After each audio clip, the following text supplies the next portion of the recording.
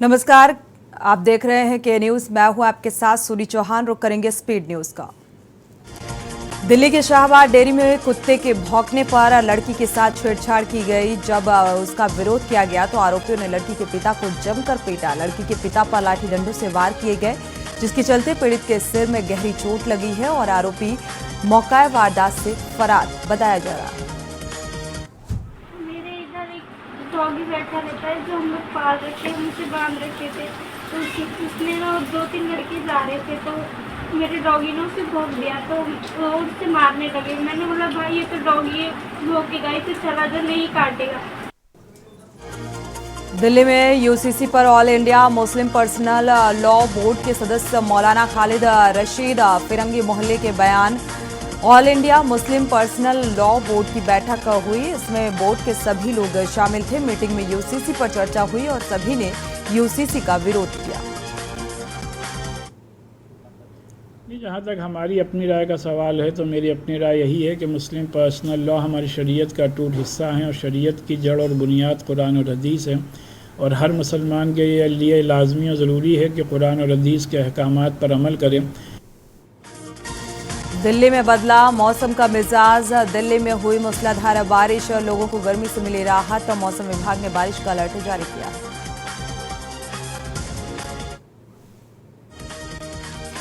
Delhi NCP में राष्ट्रीय कार्यकारिणी की हुई बैठक। शरद पवार पार्टी नेताओं को जुटाने की कोशिश करेंगे। अजीत पवार ने शरद को एनसीपी अध्यक्ष पद से हटाया।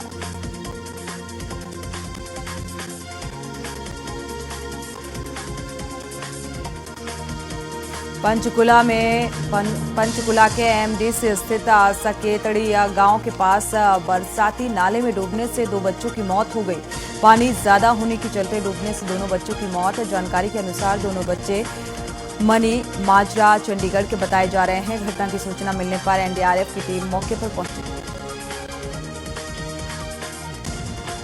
कांगड़ा में मानसून पूरी तरह सक्रिय हो चुका है। भारी बारिश के चलते प्रदेश के सभी नदियां और नाले उफान पर हैं, जिनमें एकाएक जलस्तर बढ़ा हुआ है। गांव में लोगों के घरों में बारिश का पानी जा घुसा। सड़कें लबालब हो गई, जिसमें गाड़ी काफी दूर तक बहती चली।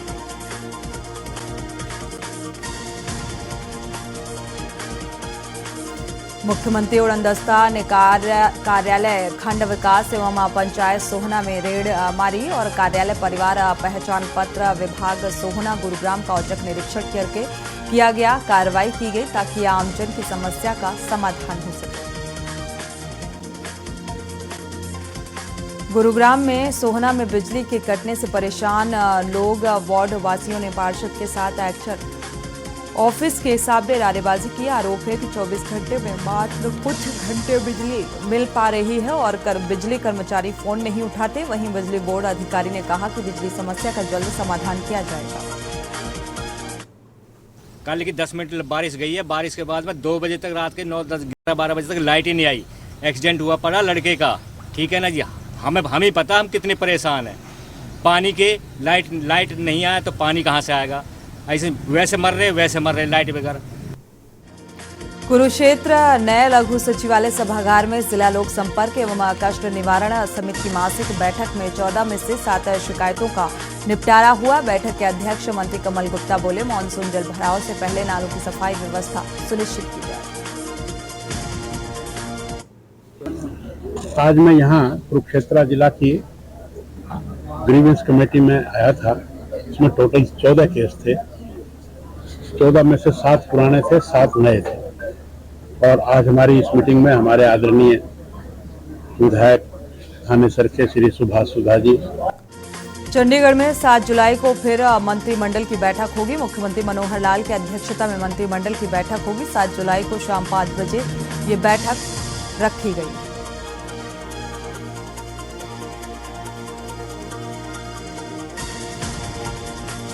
पंजाब में कर्मचारियों को नियुक्ति पत्र दिया जाएगा। रोजगार मुहैया कराने का दावा किया जा रहा है और इसी दिशा में सीएम भगवंत मान एक बार फिर दोबारा पंजाब के विभिन्न विभागों के नव नियुक्त कर्मचारी को नियुक्ति पत्र देंगे। सर्वहितकारी वेलफेयर सोसाइटी, जिला सांझ केंद्र और जिला महिला हेल्प डेस्क द्वारा जागरूक शिविर का आयोजन Rudra dance and fitness club नजदीक JNTU लदेवाली रोड पर आयोजित किया गया। पंजाबी सिंगर कंवर ग्रोवाल की गाड़ी में लुटेरे बैठे फगवाड़ा गोराया के बीच हाईवे पर 5 लुटेरे बैठ गए, लेकिन जब उन्होंने गाड़ी में देखा कि आगे बैठा बाबा कंवर ग्रेवाल है तो कहने लगे कि उन्हें नीचे उतार दो। और ये किस्सा स्वयं सिंगर ने उनके एक कार्यक्रम में इस किस्से का जिक्र किया।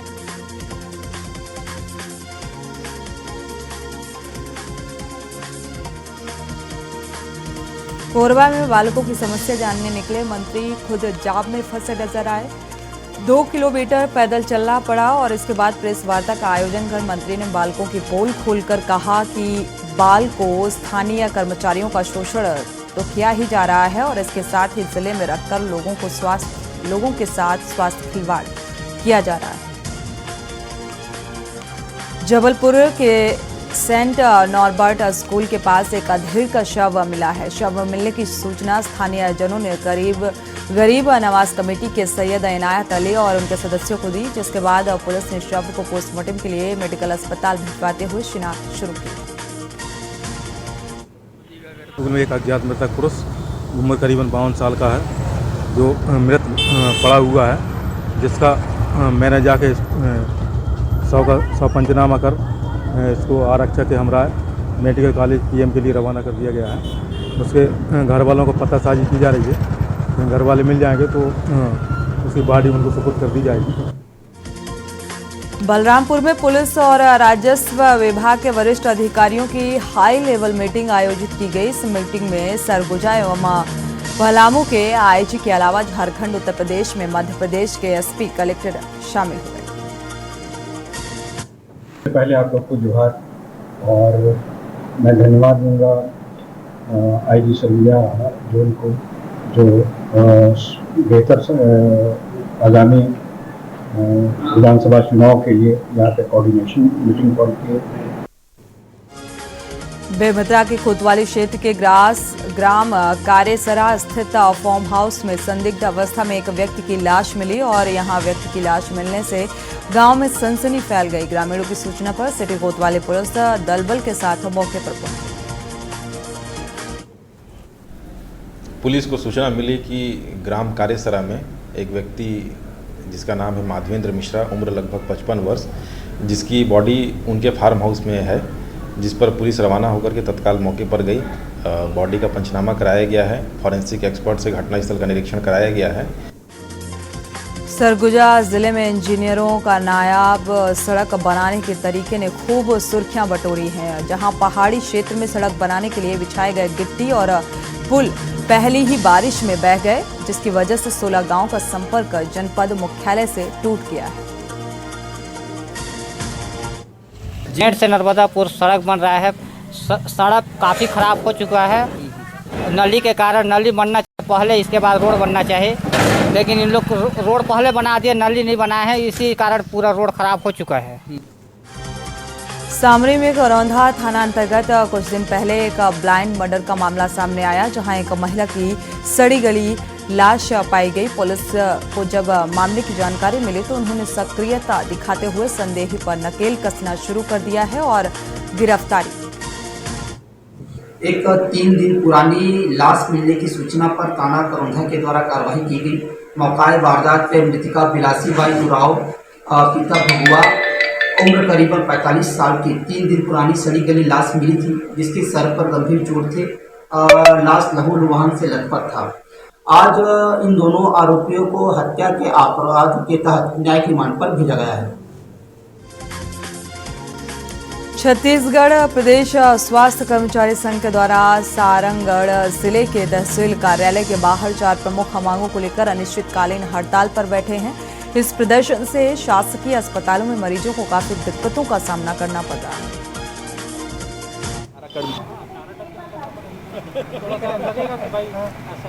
कर्मचारी एकता जिंदाबाद, कर्मचारी एकता जिंदाबाद।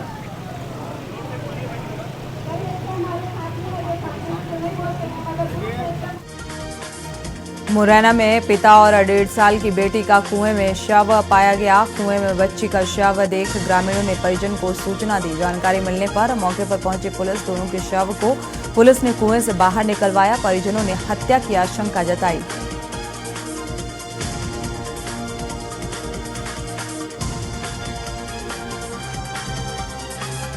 रतलाम पुलिस ने चोरी की बैटरी समेत 2 चोरों को गिरफ्तार किया। मोबाइल टावर बैटरी चोरी की गई थी और एसी चोरी करने पहुंचे थे दोनों शातिर। चोरी की बैटरी कार की बरामद की गई है। फिलहाल बड़ावदा थाना के हाट पिपलिया का ये मामला बताया जा रहा है। उसको पकड़कर पूछताछ करते पता चला कि ये दोनों व्यक्ति एक साथ आए अल्टो कार से, इंदौर से, और ये मोबाइल के जो टावर रहते हैं उसमें एसी लगा रहता। एसी की एक कंप्रेसर और एक उसके अंदर कॉपर की काइलें जो रहती है वो कॉस्टली जाती है, वो निकालते हैं और वो बेच देते हैं मार्केट। रतलाम में बारिश जान की मुसीबत बनती जा रही है। बस स्टैंड के नाले में एक कार बह गई। कार चालक को राहगीरों ने बचाया। कार लेकर नाला पार कर रहा था ये युवक। तेज बहाव से अचानक कार नाले में बही। नावली थाना क्षेत्र के नया बस स्टैंड का ये मामला बताया जा रहा है।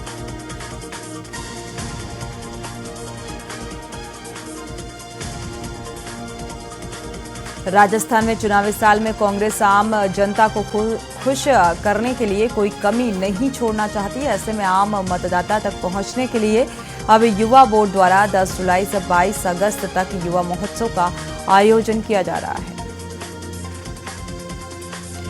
सीकर में जमकर बारिश हुई। कई इलाकों में तेज हवा के साथ बारिश हुई। वहीं गुरुवार सुबह धूप के बीच बादलों की आवाजाही जारी है। मौसम विशेषज्ञों की माने तो अगले 3 दिन बारिश होने की संभावना है। सीकर में भर्ती के नाम पर ठगी का मामला सामने आया। शिक्षक भर्ती परीक्षा में पास करवाने के नाम पर एक व्यक्ति से लाखों रुपए हड़पने के मामले में पुलिस ने आरोपी को गिरफ्तार किया है। उद्योग नगर थाना पुलिस ने जानकारी देते हुए बताया कि 1 फरवरी 2023 को धर्मेंद्र भुरिया निवासी विजय विहार सीकर ने पुलिस को दी रिपोर्ट में इस बात का जिक्र किया था। पाटन में परिवहन विभाग ने ओवरलोड वाहनों के खिलाफ धरपकड़ अभियान चलाया है। कार्रवाई के दौरान 12 वाहनों के चालान काटे गए, जिन पर करीब 4 लाख रुपए का जुर्माना लगाया गया। दौसा जिले के महुआ क्षेत्र के खोहरा मुल्ला में बिजली कर्मचारियों के साथ मारपीट के मामले ने तूल पकड़ लिया। घटनाक्रम से आक्रोशित कर्मचारियों ने गुरुवार को कार्य बहिष्कार कर विरोध प्रदर्शन किया और आरोपी ठेकेदार की गिरफ्तारी न होने पर कार्य बहिष्कार कर चेतावनी दी गई।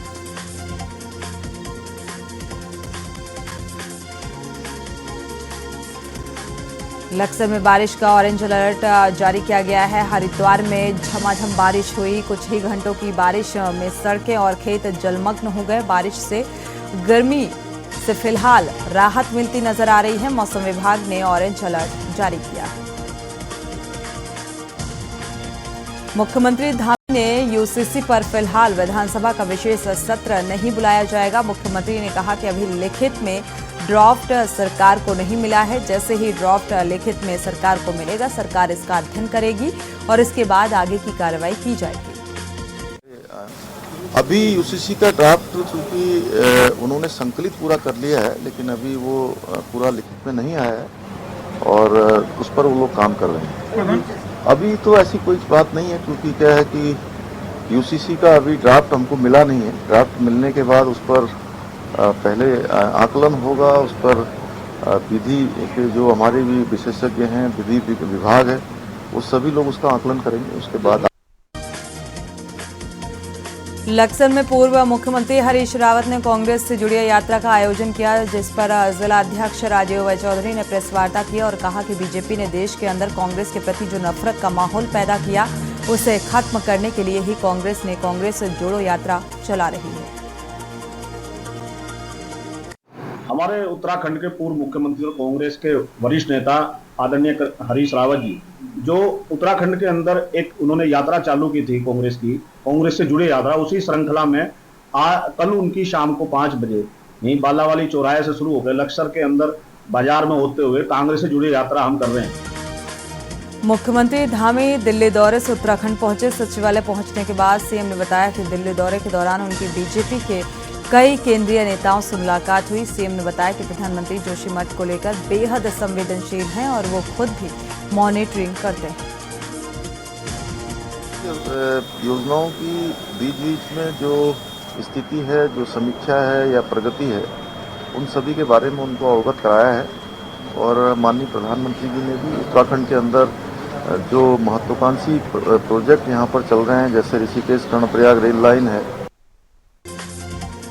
डोईवाला में मूसलाधार बारिश के कारण सोंग नदी में बाढ़ आ गई है। बाढ़ आने से उस समय कुछ जिंदगियां दांव पर लग गईं जब नदी में अचानक पानी आ गया और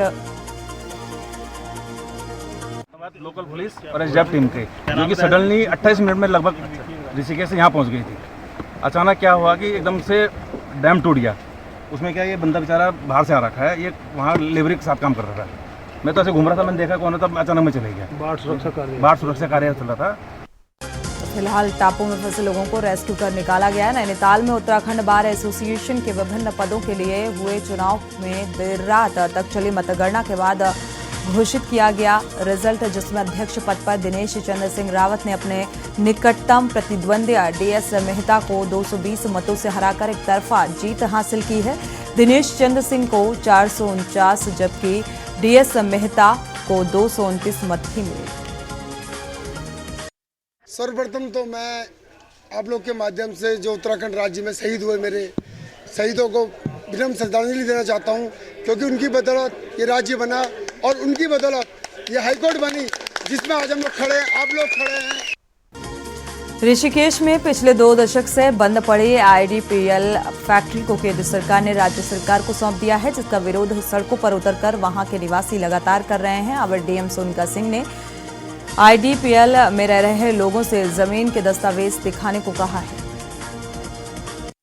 कुछ खाली करा दिया है और कुछ खाली आगे भविष्य में कुछ आगे आने वाले दिनों में हो जाए। ऑर्डर पूरे हमारे पास रखे हुए हैं, 3 पेटियों में भर के रखे हुए हैं, एसडीएम साहब के पास हैं। उन्होंने आज मुझे अवगत भी कराया, तो सबके जो इंडिविजुअल नोटिसेस हैं वो भी यहाँ पे हैं। उसके अलावा भी जो आदमी वहाँ रह रहा है या जो वहाँ पे अध्यासी है, अगर उनके पास कोई डॉक्यूमेंट है जो ये कहता हो कि नहीं। देहरादून की रायपुर पुलिस ने ठेकों के पास खुले में शराब पीने वाले 23 लोगों को गिरफ्तार किया। थाना अध्यक्ष ने बताया कि रात होते ही ठेकों के पास सड़क किनारे खुले में शराब पीने की शिकायत मिली थी। इसके तहत कार्रवाई की गई। धर्मनगरी हरिद्वार में हो रही भारी बारिश से जगह जगह जलभराव हो गया है।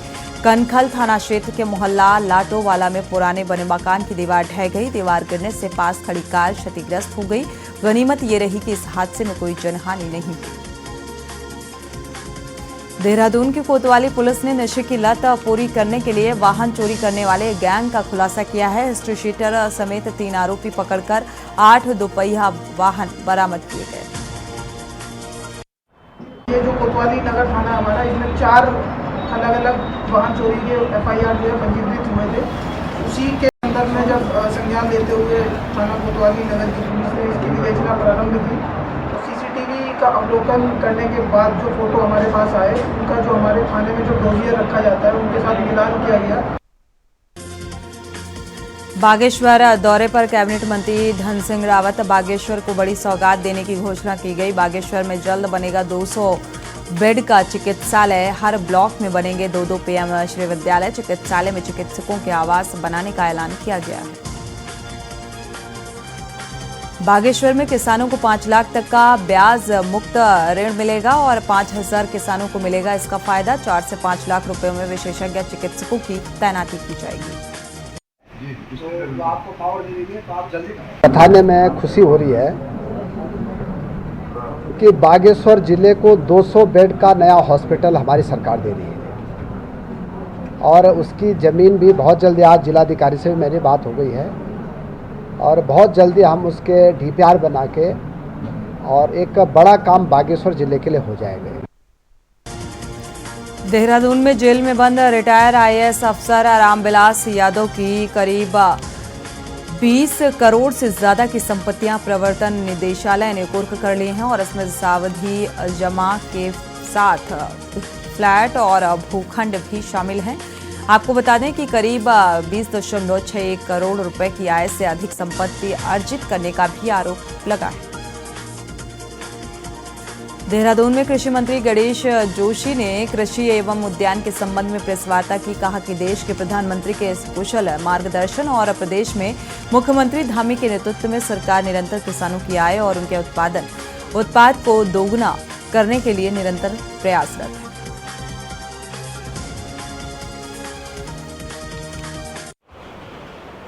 माननीय मुख्यमंत्री जी ने मेरे अनुरोध पर हॉर्टिकल्चर डायरेक्टर को सस्पेंड कर दिया है, उन पर आरोप पत्र दाखिल हो रहा है और इस पर अंकुश लगाने के लिए सिस्टम ठीक चले, शीघ्र ही हम एक डीजी का पद क्रिएट कर रहे हैं। पौड़ी में कांग्रेस पार्टी के वरिष्ठ नेता मनीष खंडूरी ने अंकिता भंडारी के परिजनों से मुलाकात की। मुलाकात करने के बाद मीडिया से वार्ता करते हुए भावुक भी नजर आए। कहा कि अब अंकिता को न्याय दिलाने के लिए बद्रीनाथ से लेकर कोटद्वार तक आंदोलन किया जाएगा। गया उनके घर कुछ बार चला गया हूं और जब भी जाता हूं दुख बहुत होता है और शर्म और भी आ रही है। शर्म इस बात की आती है कि उत्तराखंडी होने के नाते, पहाड़ी होने के नाते हम कुछ नहीं कर पा रहे हैं उसके लिए, उसके पिता के लिए। उस बेटी की जो चीख थी वो गूंज रही है, न्याय मांग रही है और हम कुछ कर नहीं पा रहे हैं। उनके पिताजी ने जो बयान दिया था, जो मुझे बताया, अगर मैं उसको विश्वास नहीं कर पाऊंगा। देहरादून में मुख्यमंत्री धामी ने डॉक्टर श्यामा प्रसाद मुखर्जी की जयंती पर उनके चित्र पर श्रद्धांजलि अर्पित की और साथ ही कहा कि डॉक्टर श्यामा प्रसाद मुखर्जी एकता और अखंडता के लिए अपने जीवन को समर्पित करने वाले प्रखर राष्ट्रवादी विचारक और जनसंघ के संस्थापक थे। देहरादून में एसएसपी एसटीएफ आयुष अग्रवाल ने प्रेस वार्ता की, जानकारी दी। सिपाहियों को कुचलने के प्रयास में फरार चल रहे इनामी गौ तस्कर को एसटीएफ ने गिरफ्तार कर लिया है। 3 दिन से चल रहे ऑपरेशन के बाद आरोपी को बरेली के शेरगढ़ से दबोचा गया।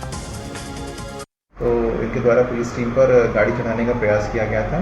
इसमें से एक गौ तस्कर को मौके पर पकड़ा गया था, बाकी 3 लोग फरार हो गए थे और इस संबंध में मुकदमा वहाँ पर 307 और गवर्नमेंट अधिनियम में पंजीकृत कराया गया था। तो इसी मामले में जो एक इनामी था जिसका 25,000 रुपये का इनाम था, वो काफ़ी समय से फरार चल रहा था। मुख्यमंत्री हेमंत सोरेन ने 206 नए एम्बुलेंस को हरी झंडी दिखाकर लोकार्पण और नवनियुक्त 38 दंत चिकित्सकों के बीच नियुक्ति पत्र का वितरण किया। मुख्यमंत्री हेमंत सोरेन ने कहा कि जिस तरह से रांची में रिम्स कार्यरत हैं, उसे ध्यान में रखते हुए एक और नए मेडिकल कॉलेज की स्थापना रांची में की जाए। लातेहार पुलिस ने हत्या के मामले का उद्भेदन करते हुए हत्याकांड में शामिल 3 आरोपियों को गिरफ्तार कर जेल भेज दिया है। जिले में चंदवा थाना अंतर्गत हेसालोंग गांव में के परिवार के लोग ही कलावती देवी नामक महिला को अन्य पुरुष के साथ प्रेम प्रसंग होने के शक में हत्या कर दी। मैं मृतिका के भाई शत्रुघ्न मुंडा के प्रतिबयान के आधार पर कांड दर्ज करते हुए अनुसंधान प्रारंभ किया। पुलिस अधीक्षक महोदय लातेहार के द्वारा एक छापामारी दल का गठन किया गया। देश के 7 राज्यों को मिलेंगे नए जज। सुप्रीम कोर्ट और कॉलेजियम ने नामों की सिफारिश की है। गुजरात के लिए महिला चीफ जस्टिस का नाम सामने आया। देश के कई राज्यों में भारी बारिश की चेतावनी। उत्तराखंड, हिमाचल प्रदेश, यूपी और राजस्थान में अलर्ट। लोगों को सतर्क रहने की चेतावनी। आईएमडी ने इस हफ्ते सभी राज्यों में ये बारिश का अलर्ट जारी किया है। आदि पुरुष के बुरी तरह बॉक्स ऑफिस पर पिटने के बाद प्रभास को अपनी अपकमिंग फिल्म सालार से काफी उम्मीदें हैं और इस बीच मेकर्स ने फिल्म का टीजर रिलीज किया है। टीजर में हाई वोल्टेज एक्शन और जबरदस्त स्टंट के साथ साथ प्रभास की दमदार झलक भी दिखाई गई। मणिपुर में इंटरनेट सर्विस पर बैन 10 जुलाई तक बढ़ा दिया गया है। पहली बार हिंसा 3 मई को भड़की थी और हिंसा में अब तक 120 लोगों की मौत हुई है। मणिपुर सरकार ने शांति और सार्वजनिक व्यवस्था में किसी भी गड़बड़ी को रोकने के लिए राज्य में इंटरनेट सेवा पर रोक लगा दी।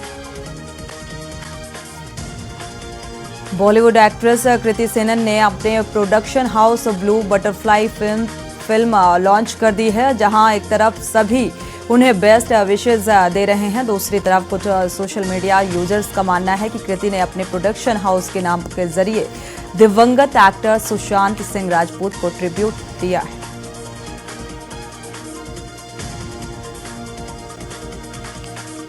मैक्सिको के दक्षिणी राज्य ओक्साका में रात एक बस 80 फीट गहरी खाई में गिर गई। इस हादसे में 1 साल के बच्चे समेत 29 लोगों की जान चली गई, 19 लोग घायल हुए हैं। बस मैक्सिको सिटी से ओक्साका के योसनडूहा जा रही थी।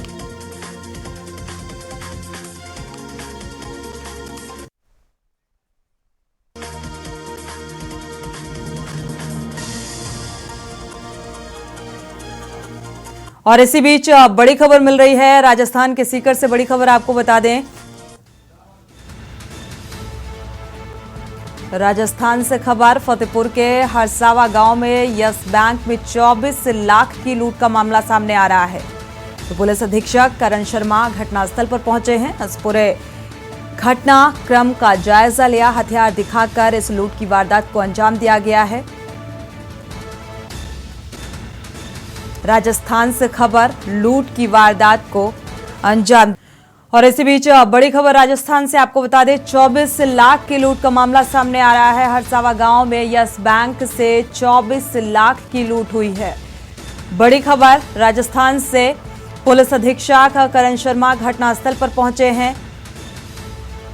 हथियार दिखाकर इस लूट की वारदात को अंजाम दिया गया। हथियार के दम पर 24 लाख की लूट की गई। यस बैंक से ये लूट की गई है। सीसीटीवी फुटेज पुलिस लगातार खंगाल रही है। तो बंदूक के दम पर इस लूट की घटना को अंजाम दिया गया। राजस्थान के सीकर की यह घटना, जहां पर यस बैंक में 24 लाख की लूट की गई है। मुकेश कुमावत सीकर से जुड़े हुए हैं संवाददाता ज्यादा जानकारी के लिए। मुकेश, क्या जानकारी है इस संबंध में, क्योंकि पुलिस प्रशासनिक अमला मौके पर मौजूद है, सीसीटीवी फुटेज खंगाला जा रहा है, क्या कुछ निकलकर सामने आ पाया? जी मैम, आपको ये बताना चाहूंगा कि सीकर के फतेहपुर के पास हरसावा गांव में यस बैंक की शाखा में हथियारबंद एक नकाबपोश बदमाश दिन दहाड़े 24 लाख की लूट की वारदात को अंजाम दिया है। घटना गुरुवार आज सुबह 11:30 की है, जहां वारदात को अंजाम देने के बाद बैंक का मेन गेट लॉक कर बदमाश फरार हो गए। जहां जानकारी के अनुसार पता चल रहा है कि फतेहपुर बीकानेर हाईवे पर हरसावा गांव में स्थित बैंक में सुबह करीब 11:30 बजे नकाबपोश एक बदमाश पिस्तौल लेकर घुसा। इस दौरान बैंक में 4 कर्मचारी मौजूद थे और कोई ग्राहक नहीं थे। हथियारबंद बदमाश को देख बैंक कर्मचारियों की डर के मारे हालत खराब हो गई थी। बैंक के मैनेजर की जो समय आप बता रहे हैं 11:30 अप्रॉक्स 11:30 की ये घटना है, दिन दहाड़े ये घटना, क्या उस वक्त कोई सुरक्षा गार्ड वहां पर मौजूद नहीं था? क्या रोकने की कोशिश की किसी ने? जी मैम, वो हथियार लेकर जैसे ही वो नकाबपोश बदमाश जैसे बैंक के अंदर घुसा है तो 4 कर्मचारी वहां पे मौजूद थे और कोई भी नहीं था। उससे क्या, उसको देखकर क्या कर्मचारी डर गए थे, जिसको लेकर उसने 24 लाख रुपए की मांग की। जैसे जैसे उसने रुपए की मांग की वैसे वैसे उन कर्मचारियों ने उनको रुपए दिए और वो वहां से रुपए लेके फरार हो गए। अभी पुलिस मौके पे मौजूद है। पुलिस पूरी बैंक के कर्मचारियों से जानकारी ले रही है। उसके बाद जगह जगह लगे हैं सीसीटीवी कैमरे, उनको खंगालने में जुटी हुई है और चारों तरफ के रास्ते हैं, उन पर जांच की जा रही है। बिल्कुल, शुक्रिया इस तमाम जानकारी को साझा करने के लिए। दिन दहाड़े हुई 24 लाख की ये लूट यस बैंक से की गई है और सुरक्षा पर भी सवाल लगातार और बंदूक की नोक पर इस पूरे घटनाक्रम को अंजाम दिया बदमाशों ने।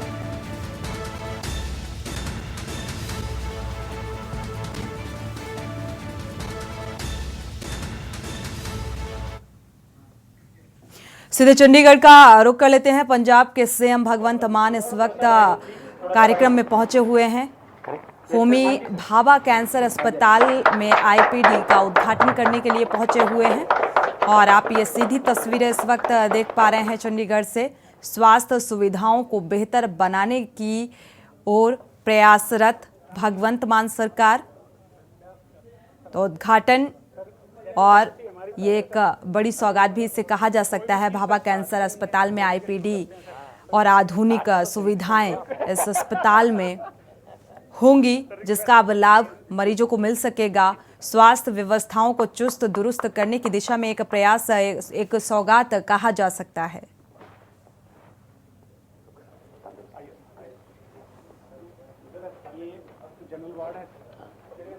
जनरल वार्ड भी एक ये नहीं बनाया गया कि हमने बड़े बड़े कमरे बनाते हैं। तो स्वास्थ्य व्यवस्थाओं का जायजा लेते हुए पंजाब के सीएम ਵਧੀਆ ਹੋ ਸਕਦੀ ਹੈ। भगवंत सिंह मान ब्लॉक के 4 मरीज हैं, तो it's like a semi private but it's a general ward. अत्याधुनिक सुविधाओं से लैस और यहाँ पर मिलते हुए, निरीक्षण करते हुए व्यवस्थाओं का। जो बॉम्बे से आई हैं सर, डॉक्टर साहब ने यहाँ पे कुछ इस तरह से डेपुटेशन पे भेजी हैं और जो जूनियर स्टाफ है उनको उसी पद्धति से ट्रेन कर रही है जैसे हमारे बॉम्बे में ट्रेनिंग होती है सर। तो ये यहाँ पे 2 महीने के लिए सिस्टर रोटेशन पे आते रहते हैं सर। अच्छा।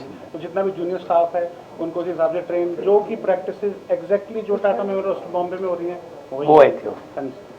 और सर उस मैटर में चाहे बेड देख रहे हैं, कार्डियक टेबल देख रहे हैं, everything is same, it's exactly same. In fact this is better. मैं यहाँ ऑपरेशन थिएटर जब देखता हूँ तो मुझे लगे वहाँ नहीं, यहाँ ऑपरेशन हमें दिखाया हुआ है प्राइम मिनिस्टर के साथ। और सर दूसरा सर हमारे जो हम बोलते हैं कि जनरल पेशेंट हैं, प्राइवेट पेशेंट हैं, तो सर 2 मेन कैटेगरी हैं सर। 70% पेशेंट किट होता है सर, उसमें सर आपकी जो मुख्यमंत्री स्कीम है, आयुष्मान स्कीम्स हैं, प्राइम मिनिस्टर फंड है, सारे उसमें आते हैं सर। 30% पेशेंट ऐसा है जो अपने इंश्योरेंस के या आउट ऑफ पॉकेट देता है सर। तो हम ये करते हैं सर, जो सामान है, जो बेड है, ओटी है, इंस्ट्रूमेंट है, डॉक्टर है, सब सेम है सर। सिर्फ उनका रहने का जगह, जैसे सिंगल रूम मिल गया उनको, वो अलग है सर। और ट्रीटमेंट सेम है सर, इंस्ट्रूमेंट भी सेम है, डॉक्टर भी सेम है सर। और उससे फिर क्रॉस सब्सिडाइज करते हैं पुअर पेशेंट्स के लिए सर। तो उससे फायदा ये है सर कि गवर्नमेंट के ऊपर जो रेवेन्यू जनरेट, जो हमारा ऑपरेशनल बजट की जो डिमांड है वो बहुत कम हो जाता है। तो 50% of our recurrent budget we generate within the hospital. और सर आपने देखा है सर, पंजाब की हमारे एफ्लुएंस अच्छा है, लोगों के पास अच्छे रिसोर्सेज हैं। तो हम ये सोच रहे हैं कि यहाँ पे तो ऐसा होएगा कि 50% से भी ज़्यादा हम सब्सिडाइज कर पाएंगे और भी अच्छा कर सकते हैं, क्योंकि है। और जैसे आपने भी कई बार बताया कि हब ऐसा बनाओ कि लोग पंजाब के नहीं, बाहर वाले भी आए, मेडिकल टूरिज्म भी बने। तो सर लॉन्ग टर्म प्लान उसी हिसाब से है सर कि इसको एक बड़ा अच्छा एक हब बना के, ताकि कहीं किसी को ये ना लगे कि किसी भी तरीके की फैसिलिटी चाहे इंडिया में हो, बाहर अवेलेबल हो, वो यहाँ ना हो। वो एक एम है उसके। ठीक हो जाना। बहुत बढ़िया सिस्टम है, बहुत बढ़िया डॉक्टर को लेके सफाई कर्मी तक बहुत बढ़िया। ये तो ठीक होके जाओ करें परिवार है ना।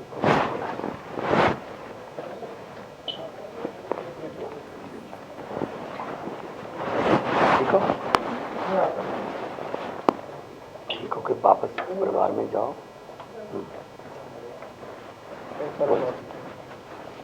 तो कैंसर मरीजों के लिए एक बड़ी सौगात के तौर पर इसे देखा जा सकता है। और मरीजों से मुखातिब होते हुए, हालचाल लेते हुए पंजाब के सीएम भगवंत सिंह मान को आप देख पा रहे हैं।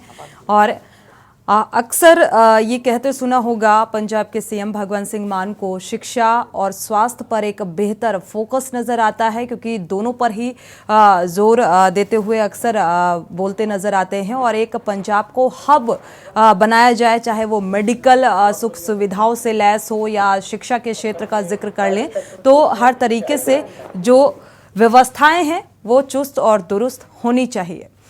इसी के साथ बुलेटिन में फिलहाल बस इतना ही। आगे खबरों के लिए आप देखते रहिए के न्यूज़ इंडिया।